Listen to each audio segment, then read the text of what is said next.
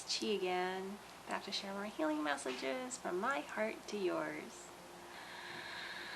Wow, so my perspective has shifted a little bit from my most recent video regarding my arm not getting better, and it's gotten actually more stiff and hard and doesn't feel as mobile as it did before. And you know, I don't want to start going down the blame game with myself. I'm going to love myself and accept what is and push that love out to you as a way shower. On the healing journey, it's not linear. And yes, we always must tune into our hearts. Whatever's going on in the external world, good or bad, different, okay? Things are always shifting and changing in the external world, right? Sometimes because change is very difficult for our egos, right?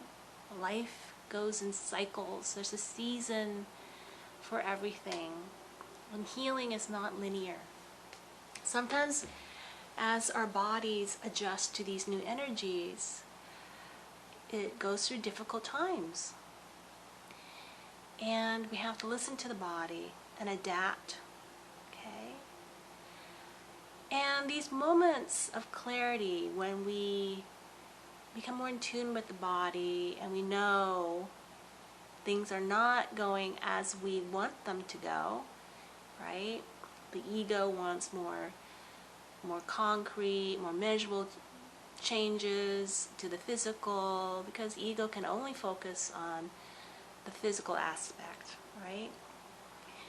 You have to tune into your soul, connect to your soul for the inner guidance, for what's really going on. So I've been doing a lot of that. Last night I got some good lucid dreams. It's kind of hard for me to sleep sometimes because, you know, the pain and stiffness in the arm causes me to toss and turn at night. And so sometimes I'll go into these dream states actually more easily because I'm not sleeping as much.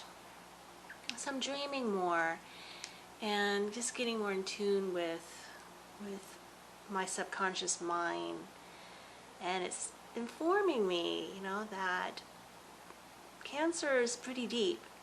It's a lot of body image issues that I'm healing right now. Learning to love myself and also learn to nurture. Remember, cancer is about, for me at least, about the situation with my past trauma in my childhood where I didn't receive the nurturing from my mother that I had yearned for. And so now that I am going through this healing journey, I'm learning to nurture myself and allow the universe to nurture me back. Yes, through other people. Yeah, through my massage therapist, you know, through my husband, my son, you know, to just anyone who even smiles at you at the grocery store, right? Just allow the universe to nurture and love you, right? And don't kick yourself when you're down, especially when your body is not healing in this kind of, you know, step-by-step linear process. You know, sometimes you have setbacks physically, and those times are the best times to practice your self-love. And actually your soul oftentimes will create these physical problems, these little glitches or setbacks, to give you the opportunity to practice self-love, right? So the healing journey is not about, you know, doing X, Y, and Z so you can hurry up and heal so you can get back to normal, right? It's really about how deep is your level of self-love, how much do you trust the journey, how much faith you have in the process, right? And are you willing to continue to go down the path of the unknown and dance with the universe and open up to new opportunities? And just as I've opened up my heart and really tuned into the messages coming through the universe and what Rochelle had recommended, that, you know, my arm needs that extra support, physical support, and I should go to biomedical in Tijuana and get on their program. Very, very herbal, natural, non-invasive. That's what I'm going to do. I've got the travel arrangements all booked. This guy named Lance Jordan, he owns a transport business called Bonita Wellness. He takes people from San Diego, the San Diego hotels, to the biomedical center in Tijuana. And he's just a really good guy. And I'm going to link his YouTube channel below, because he goes around, because he transports all these patients, these cancer patients, to the biomedical center. He's able to talk to them, and he's interviewed a whole bunch of them on his website, and I'll link a few. You know, some of them are breast cancer testimonials, and some of them are melanoma and prostate cancer. But some of these people were very bad off when they came there, and they were able to turn their lives around by doing these non-invasive, all-natural protocols, which is pretty much a vegetarian diet, and what they call their Hoxsey tonic, which is an herbal remedy, and you can Google that, the Hoxsey tonic. It has some elements of SEACT in it, but it's pretty much kind of like their own blend. And they do it there, they do it really well. The cost is very reasonable. They told me I'd be there just one day. It's kind of like an all-day thing, and meet with the doctors.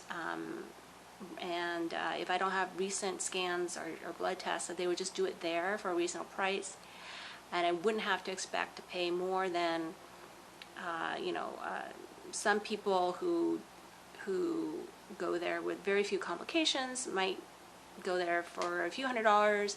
And they say in my case, at most I would have to pay is around $2,000 for a 6-month supply of this tonic and their diet regimen, which is actually just pretty much vegetarian, right?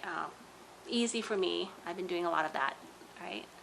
So I'm excited to go there, and if anything, just for the change of energy and the adventure of going to Tijuana. I've been there in ages, since I was in my 20s, and just having a couple-day trip down there, just to take a break, talk to Lance, maybe interview Lance for my channel.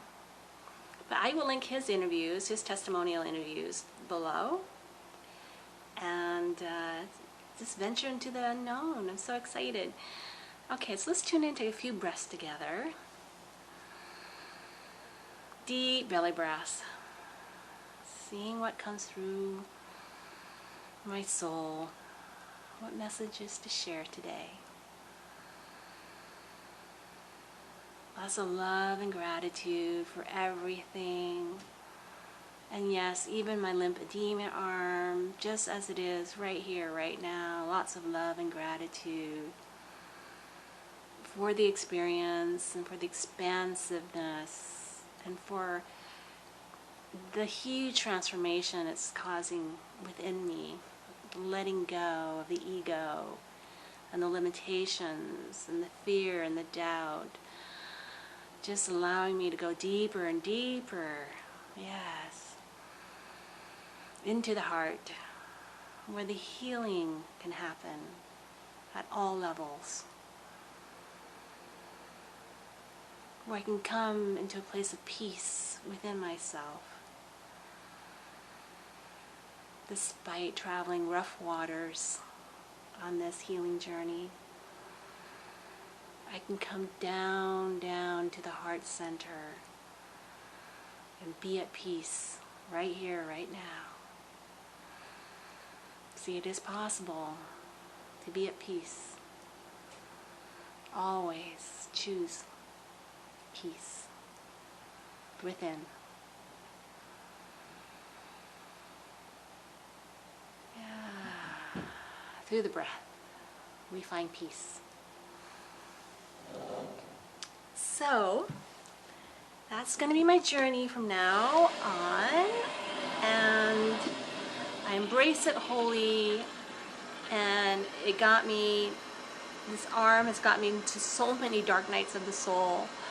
I had another one last night where I just, had this intimate talk with my husband, just sharing my deepest inner journey with him, and just telling him about all this processing I'm doing, and that times like this where I feel so useless and handicapped, and my ego is just breaking down. Nothing my ego likes to do, everything I used to want to do, everything about me has been completely dissolved. Yes, and now I am just very, very present to the moment and grateful. So, ego came out, dark night of soul came out yesterday, and I shared time with my husband in the bathroom as he's helping me tape my skin. And I told him, I'm feeling this vulnerable inner child come out. It's like this self-destruct program. It's so scared. It doesn't want to go through these unknowns, and feeling these shifts and changes for the worse, actually, in the body, where my arm is more swollen. I can hardly even lift it now, and look how swollen my hand is. See, it wasn't that swollen before. Now I have swollen hand even.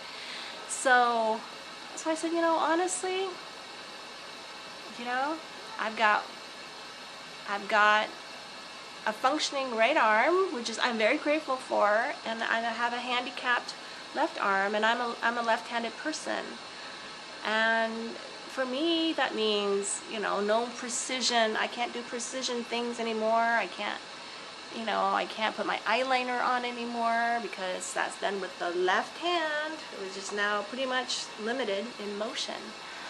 So I said, honestly, within me and within all of us, there is this self-sabotage, self-destruct program. Ego does not want to change. Ego does not want to be handicapped. Ego does not want to give up its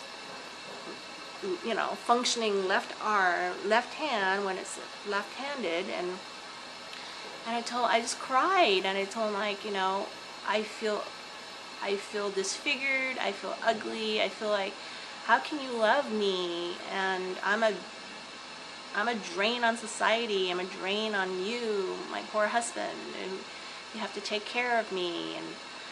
And he just was so sweet, and he is the universe, right? Loving me. And he just held me, and he just knew I was processing, and he knew the ego, the inner child, had to express all of its fears and doubts and neurotic content. And yes, there is within us this inner child that just wants to give up and wants to just, quote unquote, I don't know how it would want to do it, but it's like a suicide program where, it doesn't want to go down that path, that scary path, and it just wants things back the way it used to be, or it just wants to give up on life and call it quits, right? Whatever that suicide program is that's running within us. And we have to look at these things, the suicide program, because it will sabotage our healing journey if we don't look at the resistance within, right? The resistance to physical changes and fear of the unknown and being vulnerable.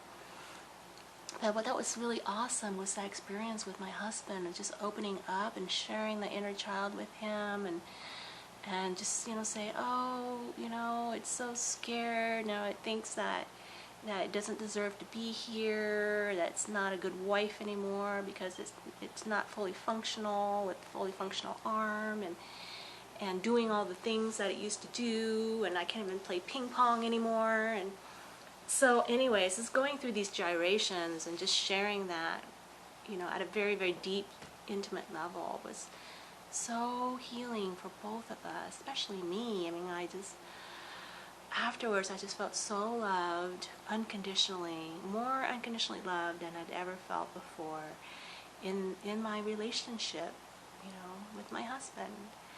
Because I was able to share that without attaching to it. I can share this inner child and experience, and this self-destruct suicide program that's running within me, and observe it and let it come out for release, right? So it doesn't have to run at a subconscious level anymore, right?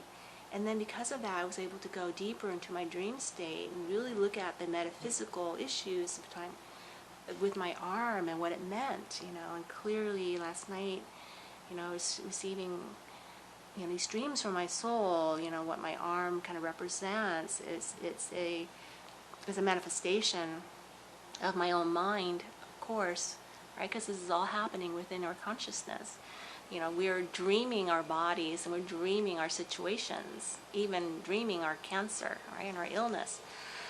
So I was dreaming all of that last night. It was telling me, yes, I was dreaming within a dream about having an arm that was very, very heavy. And the arm represented what it called like some kind of a function within a house, They called it the bathroom of a house. And that I had this function within a house that I had created, mistakenly so, because I created it as a very, very heavy arm instead of something more light and free. And it just asked me to look deep within myself as to the purpose of the creation, not in a make it go away, but more in a why have you created it way, how is this useful? So I was able to go deeper into, because in your dream state, you're just your soul, right? You're not attached. So I can definitely see that the purpose of the arm was self-acceptance.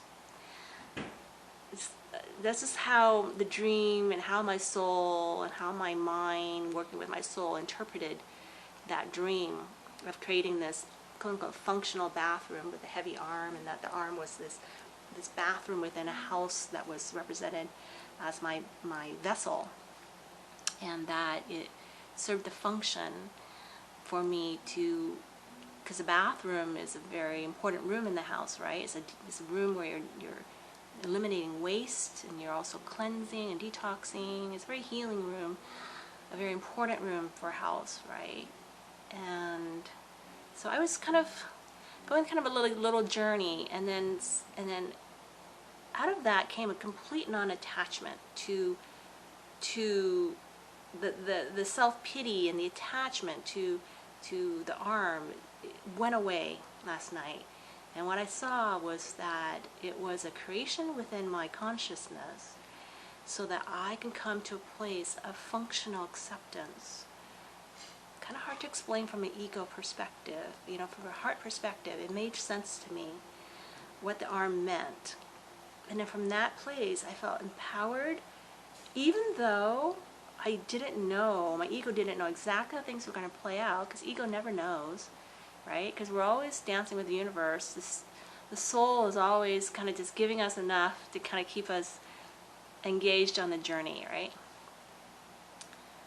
So I don't really know exactly how it's going to play out, but I know that things are not what they seem, right? And the moment of inner child work and self-pity and all that stuff that I had processed, in the bathroom while talking to my husband, that was part of the journey, but also this deeper work of the metaphysical, spiritual nature of the disease that we create within our minds.